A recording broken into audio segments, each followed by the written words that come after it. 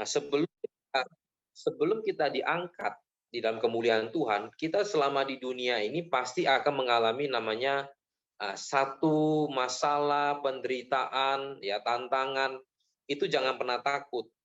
Jadi kita sebagai orang Kristen, ya siapapun kita, mau itu baru atau lama, meskipun kita menghadapi satu penderitaan, maka percayalah bahwa Tuhan akan turut campur tangan dan di balik penderitaan itu ada kemuliaan.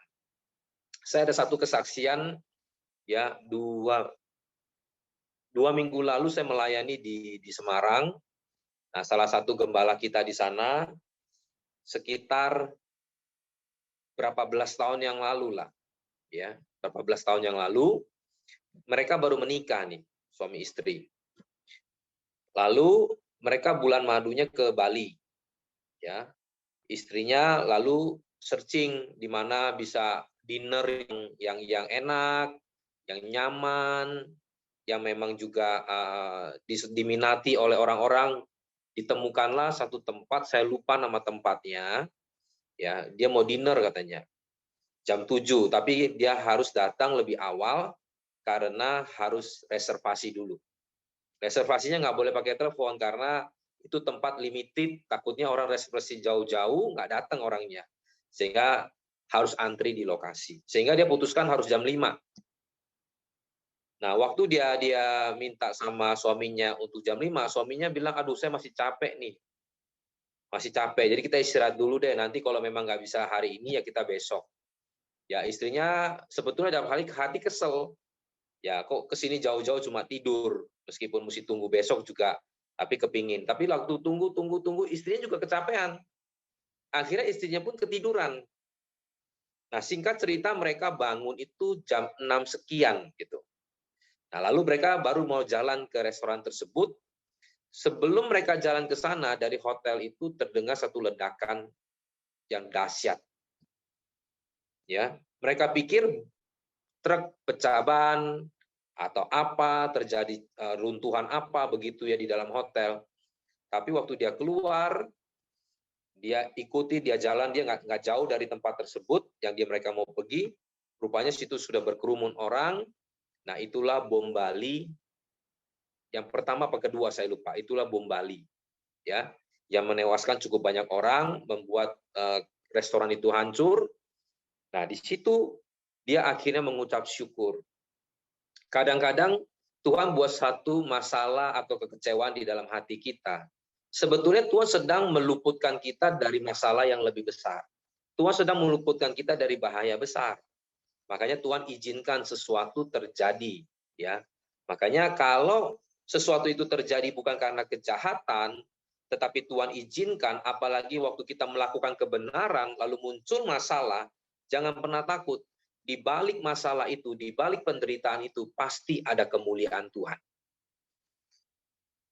Kita lihat dulu di dalam Lukas 24 ayat 26. Lukas 24 ayat yang ke-26.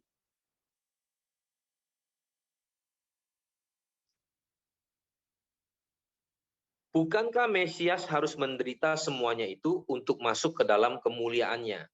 Jadi poin pertama adalah penderitaan Mesias dan kemuliaannya. Seorang Mesias, seorang Tuhan pun, ya, dia pun harus menderita untuk masuk ke dalam kemuliaannya. Ya. Makanya, saudara, dia yang adalah Tuhan untuk mendapatkan kemuliaannya pun, dia harus mati di atas kayu salib. Nah, kenapa kita seorang manusia yang memang sudah ada di dunia ini, yang dunia ini kita sudah tahu memang penuh dengan dosa, sudah dikutuk, ya, tidak bisa diperbaiki di dunia ini. Makanya kita akan diberikan langit baru, bumi baru, Yerusalem baru. Nah, jadi jangan heran dengan kesulitan-kesulitan yang kita alami di dalam dunia ini. Tetapi pertanyaannya, permasalahannya adalah apakah di tengah-tengah penderitaan itu kita tetap bisa memuliakan Tuhan? Ini yang menjadi catatan. Bagaimana respon kita terhadap penderitaan ini, kesulitan ini, itu yang harus menjadi pertanyaan dan jawaban buat kita semua. Apa yang harus kita kerjakan? Ini yang harus kita pikirkan. Karena saudara, kalau kita lihat Tuhan Yesus waktu itu tidak mau dimahkotai duri, maka kelak kita tidak akan pernah menerima mahkota kehidupan, mahkota kemuliaan. Karena dia menerima mahkota duri itu, akhirnya dia menderita. Tetapi itu mendatangkan kemuliaan bagi kita. Kalau dia tidak mau menderita dan mati di atas kayu salib, maka saudara, kita tidak akan pernah bisa dibangkitkan pada kedatangan Tuhan kedua kali. Jadi ini yang harus kita pahami, konsep-konsep dalam kekristenan. Makanya di orang Kristen itu bisa kuat. Firman Tuhan mengatakan, salib bagi orang dunia adalah satu kebodohan. Tapi salib bagi orang percaya itu satu kekuatan. Kalau nggak salah pernah dulu saksi ya mengenai apa tuh namanya tentang kasta-kasta di India kan. Nah, di mana di India itu ada 4 kasta, Brahmana, Satria, lalu ada apa lagi itu, Waisya, lalu ada Sudra. Dari kastanya seorang pendeta, pemerintahan, pengusaha, sampai buruh. Tapi ada satu lagi yang nggak masuk golongan kasta, cuma digolongkan satu kelompok, namanya Dalet. Mereka itu terbuang, tersingkir, terisolasi. Bayangan mereka kalau jalan kena orang itu harus istilahnya dibersihkan dari kenajisan. Jadi mereka benar-benar dianggap lebih parah dari binatang. Gitu. Binatang aja di India itu masih beberapa disembah, masih beberapa dipelihara, masih beberapa itu diagung-agungkan bagi orang India. Tapi ini lebih parah. Mereka tertabrak di jalan, mereka mati pun dibiarkan, gak diurus. Keluarganya mau ngurus sendiri terserah. Ada perempuan yang diperkosa oleh beberapa pria, mereka lapor, mereka tahu adalah kaum Dalet, maka dikatakan tidak ada hukum yang melindungi mereka. Jadi memang benar-benar seperti bukan seperti manusia gitu ya, tidak ada keadilan. Tetapi waktu Injil itu masuk, salib itu masuk di dalam kaum mereka, ada satu pastor yang datang menginjili mereka, maka mereka tahu bahwa seorang Mesias pun harus menderita, dan juga salib adalah kekuatan. Jadi waktu mereka tidak mendapat keadilan, mereka tidak mendapatkan satu perlindungan, disitulah mereka ada kekuatan bahwa Yesus yang tidak bersalah saja disalib dan mau mati untuk dosa kita. Nah, siapakah kita manusia yang berdosa yang masih punya salah? Masakah kita tidak mau menghadapi hal-hal penderitaan ini? Sehingga mereka perlahan-lahan mulai bangkit dari kaum mereka, mulai bangkit kekuatan mereka, semangat mereka, mereka mulai berjuang, mereka mulai sekolah, mereka mulai usaha, mereka mulai tidak minder, mereka mulai percaya diri, mereka banyak melakukan banyak hal, bertahun-tahun itu dilakukan. Dan saudara tahu, presiden ke-14 itu lahir dari kaum Dalet. Sekolah internasional Gandhi itu yang punya kaum Dalet. Perusahaan-perusahaan besar yang tersebar di luar negeri, dimanapun, itu tekstil, itu sebagian juga orang kaum Dalet. Mereka berhasil. Karena apa? Bukan karena kekuatan mereka, karena kekuatan mereka sudah terbukti, mereka terpuruk. Mereka hancur. Tapi saat Injil dan salib itu masuk, itu menjadi kekuatan buat mereka. Nah, inilah yang harus kita pahami bahwa penderitaan mendatangkan kemuliaan. Jangan takut, karena kita ada kekuatan dari Tuhan, yaitu firman, Injil, dan salib itu sendiri.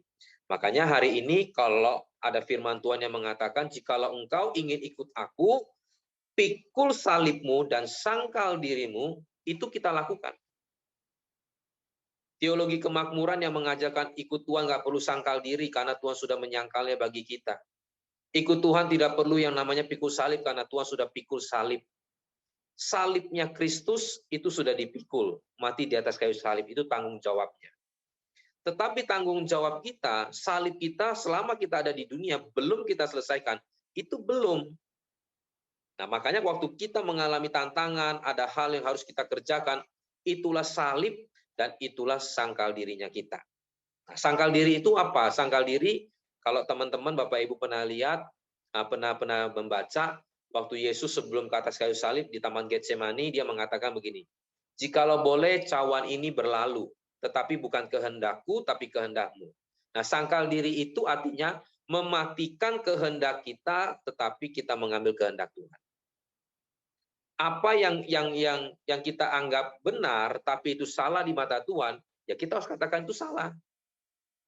Bukan malah kita membenarkan apa yang salah, tetapi apa yang kita anggap itu salah dan itu benar di hadapan Tuhan, dan itu harus kita kerjakan, meskipun itu sakit dan tidak enak. Tuhan katakan, ampunilah musuhmu. Kita mau ngampuni, waduh, susahnya luar biasa nih. Ya kalau saya ngampuni orang yang mungkin nggak terlalu berlebihan sama saya, nggak terlalu menyakiti saya bisa ngampuni. Tapi ini jelas sudah ulang-ulang menyakiti saya. Ya, bagaimana saya ampuni? Tuhan katakan hak penghakiman itu datangnya dari Tuhan. Kita tugasnya mengampuni. Jangan takut. Meskipun kita dirugikan, meskipun kita mungkin kehilangan sesuatu, tapi kalau kita menjalankan apa kata Tuhan kita, maka Tuhan kita itu akan menggantikannya kepada kita. Daripada kita nggak bisa ngampuni, kita pakai kekuatan kita, maka itu sama saja saudara tidak mendatangkan berkat dari Tuhan. Jadi jelas, poin pertama bahwa Mesias pun harus mendatangkan menderita untuk mendatangkan kemuliaan. Poin kedua adalah penderitaan orang beriman dan kemuliaannya. Di dalam Roma 8 ayat yang ke-17 sampai dengan 18. Roma 8 ayat 17 sampai 18. Dan jika kita adalah anak, maka kita juga adalah ahli waris. Ahli waris apa nih? Kerajaan sorga. Maksudnya orang-orang yang berhak menerima janji-janji Allah, baik di sorga maupun di bumi. Ya, yang akan menerima bersama-sama dengan Kristus. Yaitu jika, nah ini penting nih ya, yaitu jika kita menderita bersama-sama dengan Dia, supaya kita juga dipermuliakan bersama-sama dengan Dia. Sebab aku yakin bahwa penderitaan zaman ini tidak dapat dibandingkan dengan kemuliaan yang akan dinyatakan kepada kita. Yesus saja yang adalah Tuhan menderita untuk mendatangkan kemuliaan bagi Dia. Masakah kita anak-anak Tuhan, ya, yang mengakui Dia adalah Tuhan, kita tidak mau menderita bersama dengan Kristus untuk mendatangkan kemuliaan bagi kita. Nah, jadi Bapak Ibu Saudara, kita harus paham hal akan ini, ya. Nah, saya ada satu lagi kisah. Ini juga satu kesaksian yang benar. Kalau pernah baca artikel dari seorang dokter namanya Dr. Mark, ya. Dia seorang dokter ahli kanker. Nah, dia mendapat satu penghargaan, ya, karena jasanya, karena talenta dia menyembuhkan begitu banyak orang yang sakit kanker, bukan kanker biasa, kanker yang stadiumnya sudah tinggi, kanker yang langka lah, ya, yang ganas begitu. Nah, sehingga dia akan dianugerahkan satu penghargaan. Nah, singkat cerita, dia harus berangkat ke kota tersebut atau negara tersebut, ya. Waktu dia berangkat, tiba-tiba pesawatnya itu mengalami satu masalah kecil lah, tapi tidak bisa dilanjutkan penerbangannya. Sehingga dia harus mendarat darurat di satu kota kecil. Nah, datang kota kecil itu penerbangannya minim sekali untuk ke kota yang satunya, dan itu harus bisa diterbangkan besoknya, ya. Sehingga dia tanya ke customer service, bagaimana saya untuk menuju ke kota itu, sedangkan besok saya acaranya malam dan harus nyampe besok. Ya, customer service menyarankan, Bapak satu-satunya cara hanya bisa dengan naik mobil. Karena pesawat itu pun besok dan nggak akan sempat lagi. Kalau mobil Bapak berangkat sekarang, 10 jam, 12 jam masih memungkinkan karena setibanya siang. Waktu itu udah malam, Bapak Ibu. Sehingga dia putuskan sewa mobil dan seorang supir. Di tengah perjalanan, tiba-tiba tidak jauh turunlah hujan yang lebat, awan menjadi gelap, ya, hujan besar, sehingga dia tetap jalan, tetapi salah jalan. Dia masuk ke tempat-tempat yang kayak hutan gitu, ya. Akhirnya hujan juga nggak berhenti, dia putuskan untuk beristirahat karena jalan pun percuma, makin tersesat. Lalu dia ketok satu pintu, oleh seorang ibu di sana, ya. Lalu izinkan supaya dokter ini masuk, tapi dia belum tahu nih dokter, ya. Lalu ibu itu izin, Pak, silakan masuk, duduk sebentar, saya mau berdoa. Waktu ibu itu berdoa, doa rutinnya malamnya, dia juga mendoakan anaknya. Di tengah-tengah doa itu, ibu itu mengatakan, Tuhan tetap beri saya kekuatan. Tuhan tolong anak saya. Meskipun saya tahu kesempatan itu mungkin tidak pernah akan ada di dalam hidup, tapi saya tetap memohon kepada Tuhan. Anak saya yang kena kanker, dengan saya tidak ada biaya, lalu hanya satu dokter katanya yang bisa menyembuhkan, yaitu Dokter Mark. Dokter Mark yang bisa menyembuhkan, tapi saya tetap berharap sama Tuhan. Ya amin, dia selesai. Tanpa disengaja Dokter Mark mendengar doanya. Lalu Dokter Mark tanya, Ibu kenapa anaknya? Diceritakanlah. Ya, apa penyebabnya, lalu siapa yang bisa menyembuhkan, lalu dokter itu mengatakan, Bu, saya adalah Dokter Mark yang ibu doakan itu. Tuhan bawa jauh-jauh dari negara seberang, ya, melalui masalah pesawat, melalui hujan yang lebat, Tuhan sayang sama ibu, Tuhan datangkan ke tempat ini. Saya tahu ini ada rencana Tuhan. Oleh karena itu, biaya pengobatan semua gratis, saya akan menangani langsung. Besok dalam minggu ini saya akan datangkan kru untuk kemarin untuk bawa anak ibu ke rumah sakit yang memadai dan saya akan rawat anak ibu sampai sembuh. Ibu itu menangis, saudara. Jadi kita lihat Tuhan itu bisa kelihatannya mendatangkan satu masalah buat Dokter Mark, tetapi di tengah-tengah penderitaan masalah itu sebenarnya Tuhan sedang mendatangkan kemuliaan. Untuk menjadi penolong, kita jangan melihat kesulitan kita, tetapi sebetulnya kita menjadi berkat buat orang lain, termasuk ibu ini. Ya, ibu ini sudah doa, dia bertahun-tahun, anaknya tidak ada yang menolong, tidak ada biaya dan semuanya. Tapi kalau itu kehendak Tuhan bagi ibu tersebut dan anak itu disembuhkan, maka Tuhan bisa buat Dokter Mark datang sendiri ke sana melihat. Itu luar biasa. Ini adalah kesaksian benar-benar terjadi. Nah, oleh karena itu kita jangan pernah takut dengan penderitaan. Apalagi kalau itu penderitaan karena kebenaran yang Tuhan izinkan. Saudara pernah ingat kisahnya Paulus? Paulus hidupnya nggak enak. Apakah kita katakan dia adalah orang yang nggak berohani, nggak punya iman? Orang yang berdosa. Ya, dia berdosa secara hukum ini, ya, secara dosa turunan. Memang tidak luput dari setiap manusia buat dosa, betul. Tapi juga kita tidak lebih benar dari Paulus, kan? Tapi Paulus mengalami penderitaan, kesulitan. Tapi kenapa dia tetap bisa kuat? Karena dia tahu bahwa orang ikut Tuhan itu memang ada kesulitan-kesulitan yang harus dihadapi. Tapi kita harus lihat kesulitan dan penderitaan yang Paulus alami ini bukan karena kejahatan, kan? Dia di penjara bukan karena kejahatan loh, tapi karena Injil. Dia menderita bukan karena dia ingin atau karena dosanya, tapi karena dia kesulitan memberitakan Injil dan ingin menolong orang. Nah, jadi kalau hal-hal ini terjadi di dalam hidup kita, kita jangan pernah takut. Di balik itu pasti ada kemuliaan Tuhan. Nah, kalau misalkan saya sempat atau kita berbuat salah lah, berbuat dosa, berbuat jahat, bagaimana Pak kalau ini? Kita datang kepada Tuhan.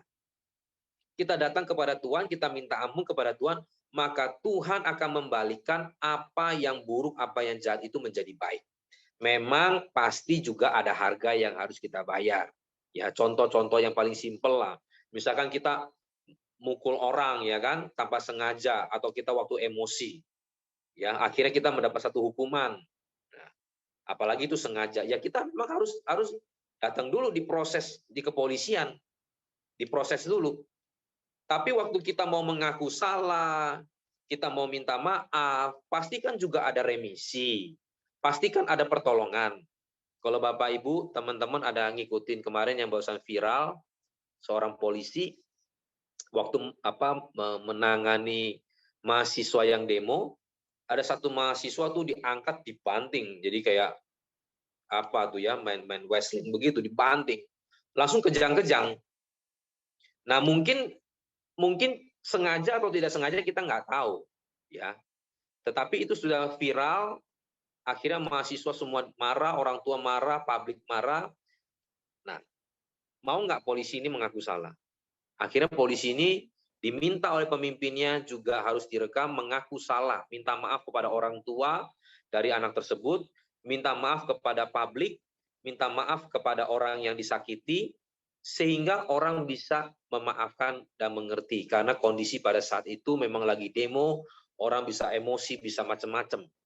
Tapi dengan kata minta maaf, ya mengaku salah, datang, di situ akhirnya ada kebaikan Tuhan, pertolongan Tuhan.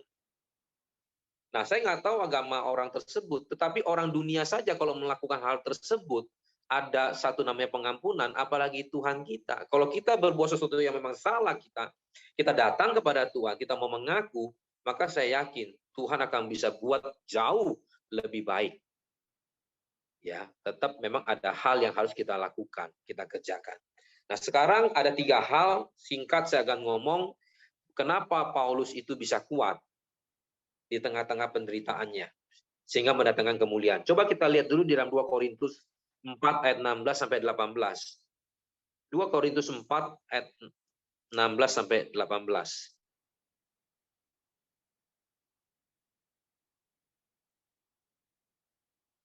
Sebab itu kami tidak tawar hati, tetapi meskipun manusia lahiria kami makin merosot, namun manusia batinia kami dibaharui sehari ke sehari.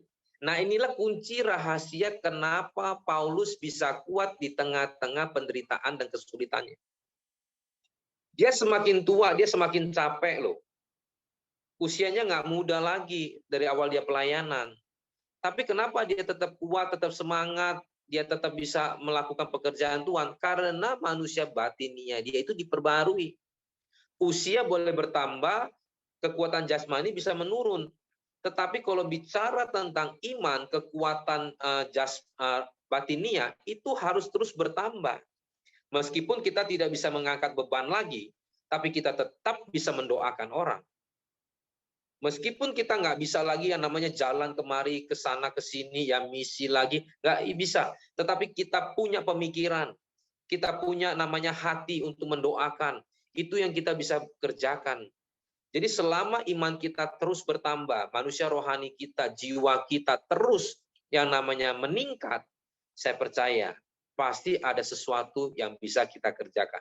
Nah, inilah kenapa Paulus meskipun dia usia makin bertambah, tetapi yang namanya jiwa batinianya itu terus diperbaharui. Diperbaharuinya bagaimana? Nggak ada cara lain. Iman itu timbul dari pendengaran akan firman Kristus. Baca firman, dengar khotbah, ya, ikuti hal-hal seperti ini. Sehingga apa? Sehingga kita punya iman itu terus meningkat. Meskipun kita mungkin bisa sakit, kita bisa capek, kita bisa banyak hal, ya. Kita semakin tambah usianya siapapun. Ya, termasuk saya juga dulu 20, sekarang sudah 41. Nanti 10 lagi 50, 10 tahun lagi 60. Semua orang yang memang begitu lahir di dunia. Nggak usah kita bingung, ya. Ya kalau memang punya apa kepinginan, keperluan mau tarik muka, pasang benang ya nggak masalah gitu. Tapi mau dipasang benang begini, besok kan kerutnya di sini tarik lagi. Jangan saja benang semua gitu kan. Nah, jadi itu boleh dilakukan, tetapi yang jauh lebih penting adalah manusia rohani kita. Manusia rohani kita itu hanya bisa dibenahi, ditambah oleh firman Tuhan. Itu rahasianya Paulus, kenapa di tengah-tengah kesulitan dia, semakin usianya meningkat, semakin kekuatannya menurun secara fisik, kenapa dia tetap bisa kuat? Itu karena dia perbaharui manusia rohaninya. Yang kedua, sebab penderitaan ringan yang sekarang ini mengerjakan bagi kami kemuliaan kekal yang melebihi segala-galanya, jauh lebih besar daripada penderitaan kami. Dia bilang begini, penderitaan selama di bumi ini ringan. Nanti yang di surga saya dapat itu jauh lebih besar. Artinya dia membandingkan dengan benar. Nah, di dalam hidup kita banyak membandingkan segala sesuatu ya. Kita nggak luput dengan hal perbandingan. Boleh kita membandingkan. Tetapi kita harus membandingkan dengan cara yang benar. Ini penting. Karena kalau kita membandingkan dengan cara yang salah, kita kecewa, kita tawar hati, kita kadang-kadang bisa akhirnya mengucapkan kata-kata fitnah karena kita salah membandingkan. Contoh deh, yang paling simpel. Kok dia pelayanan dikit, gua lebih banyak, kok gua jadi ada masalah? Kok orang dunia yang nggak melayani, yang nggak kenal Tuhan, kok hidupnya lebih enak secara materi, kok saya malah sulit? Ini kita salah membandingkan. Ini repot loh. Kalau kita salah membandingkan, kita mundur, kita kecewa, kita tawar hati. Nggak boleh salah membandingkan. Kita memang nggak luput dengan perbandingan-perbandingan itu, tetapi kita harus benar membandingkannya. Saya kasih contoh ya. 1 juta kecil apa besar? Ini 1 juta rupiah, bukan 1 juta dolar. 1 juta bagi orang yang gajinya 500.000 itu besar. Tapi bagi orang yang gajinya 10 juta itu kecil. Nah, dari mana kita membandingkan? Sekarang kita ngomong 100 juta. Kecil besar. Bagi orang yang gajinya 10 juta besar sekali. Tapi bagi orang yang usahanya besar, pabriknya banyak, 1 miliar dia dapat 1 bulan, gaji 100 juta itu kecil. Sekarang kita meningkat, 1 M kecil apa besar? Bagi kita besar semua. Tapi bagi orang yang triliunan, uang itu kecil. Sekarang kita ngomong triliun, besar apa kecil? Wah, jauh besar sekali. Tapi bagi Jeff Bezos yang punya Amazon, yang punya Tesla, siapa Elon Musk, itu uang kecil. Jadi apa? Apa maksudnya? Artinya cara membandingkan itu penting. Nah, makanya Paulus ini membandingkan begini, apa yang di dunia ini sementara dibandingkan dengan apa yang nanti kekal dia terima. Jadi waktu dia mengalami kerugian, dia menderita secara jasmani, mata dia nggak sembuh, ya, harus teraniaya, harus difitnah, masuk penjara, nggak apa-apa, cuma 80 tahun, nanti kekal. Nah, sama kita hal ini, apa yang kita timbul di dalam hidup kita. Kita kehilangan 10.000 misalkan. 10.000 itu dari mana? Dari Tuhan. Nanti Tuhan kasih lagi, nggak apa-apalah 10.000. Toh di depan Tuhan kasih saya 100.000. Saya punya keluarga yang harmonis. Saya punya rumah. Mereka juga jauh lebih susah. Anggap aja saya nolong dia. Kita harus membanding-bandingkannya dengan yang benar. Tapi secara luas, secara umum, secara garis besar, kita melihat bahwa dunia ini semua sementara. Nanti kelak kita menerima yang kekal, itu harta yang tidak bisa dimakan karat, kita tinggal di sana selama-lamanya, itu yang menjadi goal kita.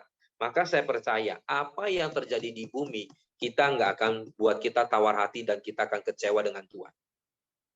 Ini penting. Yang ketiga, sebab kami tidak memperhatikan yang kelihatan, melainkan yang tak kelihatan, karena yang kelihatan adalah sementara, sedangkan yang tak kelihatan adalah kekal. Jadi sekali lagi, yang ketiga ini, jangan membandingkan dengan yang nggak kelihatan, tapi yang kelihatan. Tapi bandingkanlah dengan nggak yang kelihatan, yang akan kita terima nanti, yaitu kerajaan sorga. Ya, kita sekarang kalau punya segala sesuatu yang kita kerjakan, kita sekarang harus melihatnya begini. Ini berguna nggak nanti untuk kekekalan?